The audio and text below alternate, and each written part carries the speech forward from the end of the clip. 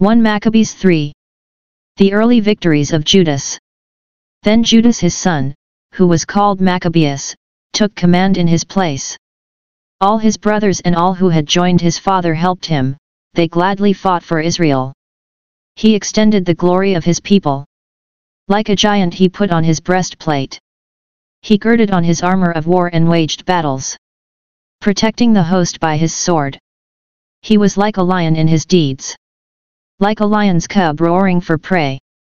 He searched out and pursued the lawless. He burned those who troubled his people. Lawless men shrank back for fear of him.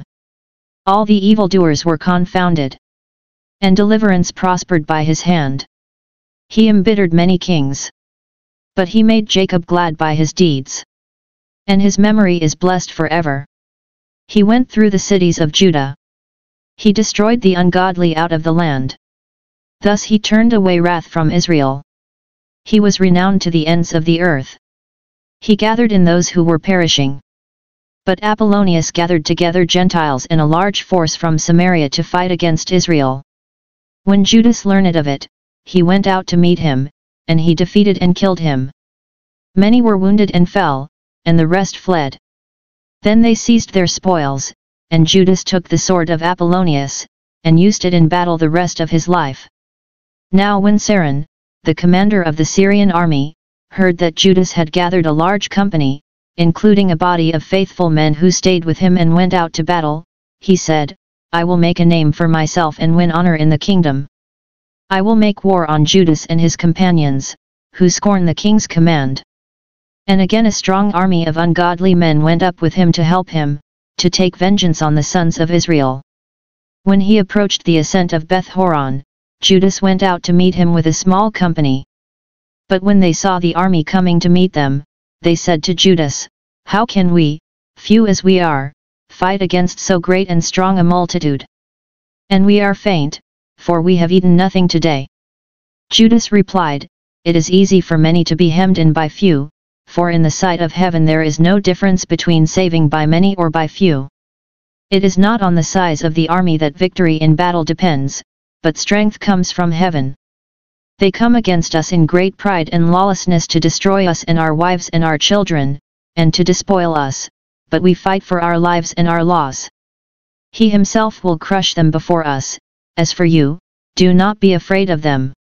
When he finished speaking, he rushed suddenly against Saran and his army, and they were crushed before him. They pursued them down the descent of Beth Horon to the plain, 800 of them fell, and the rest fled into the land of the Philistines. Then Judas and his brothers began to be feared, and terror fell upon the Gentiles round about them. His fame reached the king, and the Gentiles talked of the battles of Judas. The policy of Antiochus. When King Antiochus heard these reports, he was greatly angered, and he sent and gathered all the forces of his kingdom, a very strong army. And he opened his coffers and gave a year's pay to his forces, and ordered them to be ready for any need. Then he saw that the money in the treasury was exhausted, and that the revenues from the country were small because of the dissension and disaster which he had caused in the land by abolishing the laws that had existed from the earliest days. He feared that he might not have such funds as he had before for his expenses and for the gifts which he used to give more lavishly than preceding kings. He was greatly perplexed in mind, and determined to go to Persia and collect the revenues from those regions and raise a large fund. He left Lysias, a distinguished man of royal lineage, in charge of the king's affairs from the river Euphrates to the borders of Egypt. Lysias was also to take care of Antiochus his son until he returned. And he turned over to Lysias half of his troops and the elephants, and gave him orders about all that he wanted done. As for the residents of Judea and Jerusalem, Lysias was to send a force against them to wipe out and destroy the strength of Israel and the remnant of Jerusalem. He was to banish the memory of them from the place, settle aliens in all their territory, and distribute their land. Then the king took the remaining half of his troops and departed from Antioch his capital in the 147th year. He crossed the Euphrates River and went through the upper provinces. Preparations for battle. Lysias chose Ptolemy the son of Dorymenes and Nicanor and Gorgias, mighty men among the friends of the king, and sent with them 40,000 infantry and 7,000 cavalry to go into the land of Judah and destroy it, as the king had commanded. So they departed with their entire force, and when they arrived they encamped near Emmaus in the plain. When the traders of the region heard what was said of them, they took silver and gold in immense amounts and fetters, and went to the camp to get the sons of Israel for slaves. And forces from Syria and the land of the Philistines joined with them. Now Judas and his brothers saw that misfortunes had increased and that the forces were encamped in their territory. They also learned what the king had commanded to do to the people to cause their final destruction. But they said to one another, "Let us repair the destruction of our people, and fight for our people and the sanctuary." And the congregation assembled to be ready for battle, and to pray and ask for mercy and compassion. Jerusalem was uninhabited like a wilderness. Not one of her children went in or out. The sanctuary was trampled down. And the sons of aliens held the citadel. It was a lodging place for the Gentiles. Joy was taken from Jacob. The flute and the harp ceased to play. So they assembled and went to Mizpah, opposite Jerusalem, because Israel formerly had a place of prayer in Mizpah. They fasted that day, put on sackcloth and sprinkled ashes on their heads, and rent their clothes.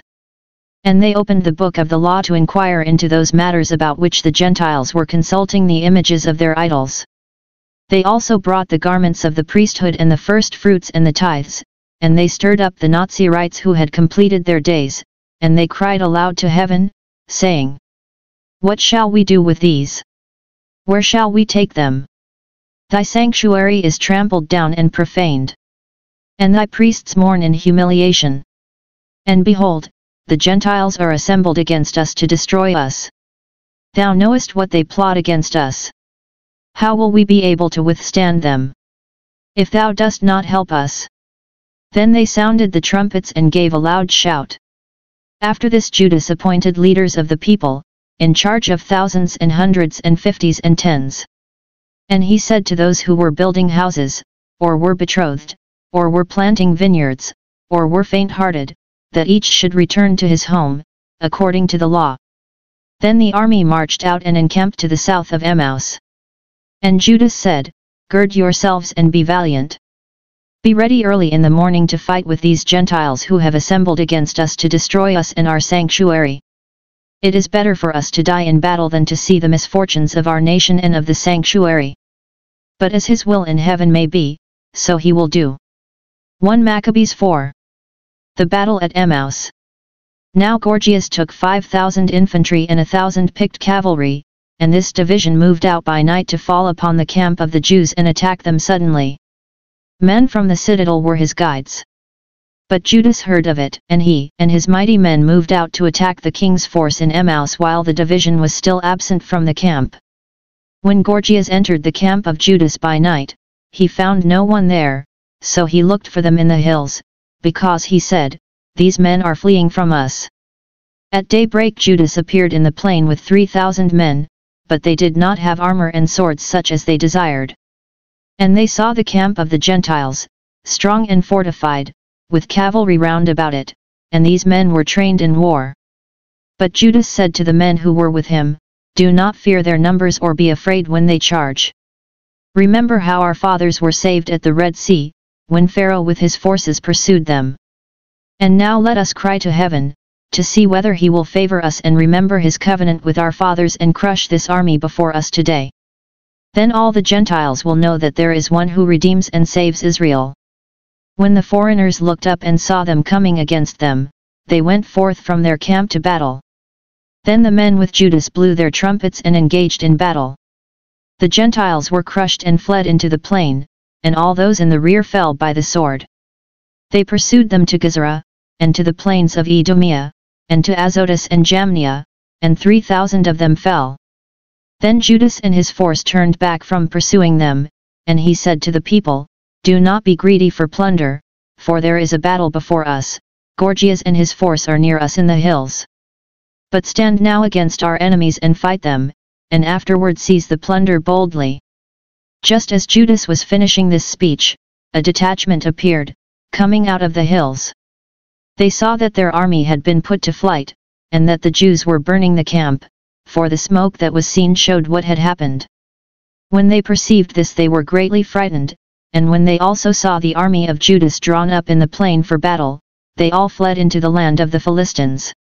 Then Judas returned to plunder the camp, and they seized much gold and silver, and cloth dyed blue and sea purple, and great riches.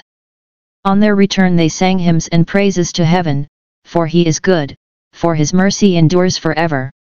Thus Israel had a great deliverance that day. First campaign of Lysias. Those of the foreigners who escaped went and reported to Lysias all that had happened. When he heard it, he was perplexed and discouraged, for things had not happened to Israel as he had intended, nor had they turned out as the king had commanded him. But the next year he mustered 60,000 picked infantrymen and 5,000 cavalry to subdue them. They came into Edomia and encamped at Bethshur, and Judas met them with 10,000 men. When he saw that the army was strong, he prayed, saying, Blessed art thou, O Saviour of Israel, who didst crush the attack of the mighty warrior by the hand of thy servant David, and didst give the camp of the Philistines into the hands of Jonathan, the son of Saul, and of the man who carried his armor. So do thou hem in this army by the hand of thy people Israel, and let them be ashamed of their troops and their cavalry. Fill them with cowardice, melt the boldness of their strength, let them tremble in their destruction. Strike them down with the sword of those who love thee, and let all who know thy name praise thee with hymns. Then both sides attacked, and there fell of the army of Lysias 5,000 men, they fell in action. And when Lysias saw the rout of his troops and observed the boldness which inspired those of Judas, and how ready they were either to live or to die nobly, he departed to Antioch and enlisted mercenaries, to invade Judea again with an even larger army. Cleansing and dedication of the temple. Then said Judas and his brothers, Behold, our enemies are crushed, let us go up to cleanse the sanctuary and dedicate it. So all the army assembled and they went up to Mount Zion. And they saw the sanctuary desolate, the altar profaned, and the gates burned. In the courts they saw bushes sprung up as in a thicket, or as on one of the mountains. They saw also the chambers of the priests in ruins. Then they rent their clothes, and mourned with great lamentation, and sprinkled themselves with ashes. They fell face down on the ground, and sounded the signal on the trumpets, and cried out to heaven. Then Judas detailed men to fight against those in the citadel until he had cleansed the sanctuary. He chose blameless priests devoted to the law, and they cleansed the sanctuary and removed the defiled stones to an unclean place. They deliberated what to do about the altar of burnt offering, which had been profaned. And they thought it best to tear it down, lest it bring reproach upon them, for the Gentiles had defiled it. So they tore down the altar, and stored the stones in a convenient place on the temple hill until there should come a prophet to tell what to do with them. Then they took unhewn stones, as the law directs, and built a new altar like the former one. They also rebuilt the sanctuary and the interior of the temple, and consecrated the courts. They made new holy vessels, and brought the lampstand, the altar of incense, and the table into the temple. Then they burned incense on the altar and lighted the lamps on the lampstand, and these gave light in the temple. They placed the bread on the table and hung up the curtains. Thus they finished all the work they had undertaken. Early in the morning on the 25th day of the 9th month, which is the month of Kislev, in the 148th year, they rose and offered sacrifice, as the law directs, on the new altar of burnt offering which they had built. At the very season and on the very day that the Gentiles had profaned it, it was dedicated with songs and harps and lutes and cymbals. All the people fell on their faces and worshipped and blessed heaven, who had prospered them. So they celebrated the dedication of the altar for 8 days, and offered burnt offerings with gladness. They offered a sacrifice of deliverance and praise. They decorated the front of the temple with golden crowns and small shields, they restored the gates and the chambers for the priests, and furnished them with doors. There was very great gladness among the people, and the reproach of the Gentiles was removed. Then Judas and his brothers and all the assembly of Israel determined that every year at that season the days of the dedication of the altar should be observed with gladness and joy for 8 days, beginning with the 25th day of the month of Kislev. At that time they fortified Mount Zion with high walls and strong towers round about, to keep the Gentiles from coming and trampling them down as they had done before. And he stationed a garrison there to hold it. He also fortified Bethsur, so that the people might have a stronghold that faced Edomia.